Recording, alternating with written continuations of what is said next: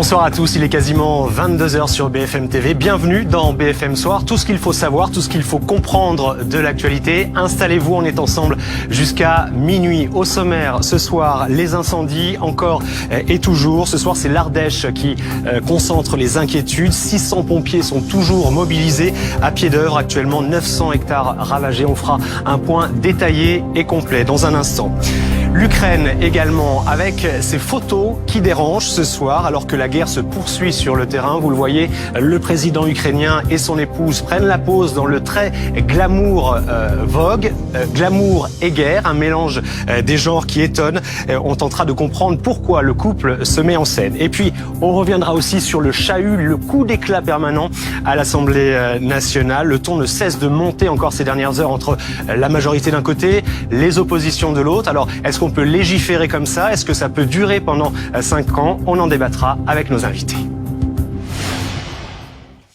Mais on va prendre tout de suite la direction de l'Ardèche où nous attend Thomas Herman. Bonsoir Thomas, vous êtes l'un de nos envoyés spéciaux sur place. Vous êtes dans la commune de Vogüé où le feu continue sa progression à l'heure qu'il est.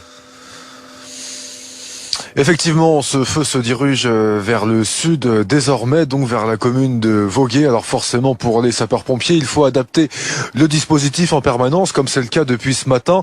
Il y a eu des évacuations au nord, par exemple, de cet incendie dans la matinée. Désormais, ces personnes pourront regagner leur logement. En revanche, pour ceux qui se situent en direction du sud de ce périmètre, il y a des évacuations en cours, comme c'est le cas ici dans cette commune. 150 personnes sont appelées à quitter leur logement pour des raisons de sécurité, puisque ce feu progresse dans cette direction. Alors ces sapeurs-pompiers, ils sont 600 mobilisés depuis ce matin pour tenter de maîtriser cet incendie.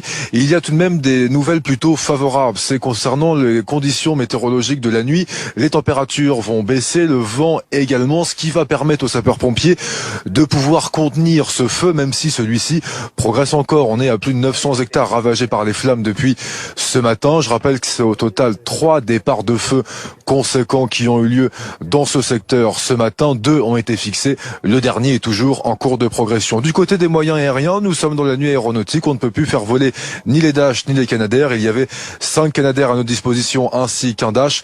Désormais, la nuit aéronautique est en place et uniquement les moyens au sol. Quelle est la mission pour les sapeurs-pompiers? Il y en a plusieurs. Il y a à la fois celle qui s'appelle la sécurisation de biens. On va donc protéger l'ensemble des habitations qui se situent dans le périmètre de cet incendie. Et puis bien sûr des sapeurs-pompiers qui sont au contact de ce feu pour tenter de le maîtriser. Mais à l'heure actuelle, ce feu n'est toujours pas fixé.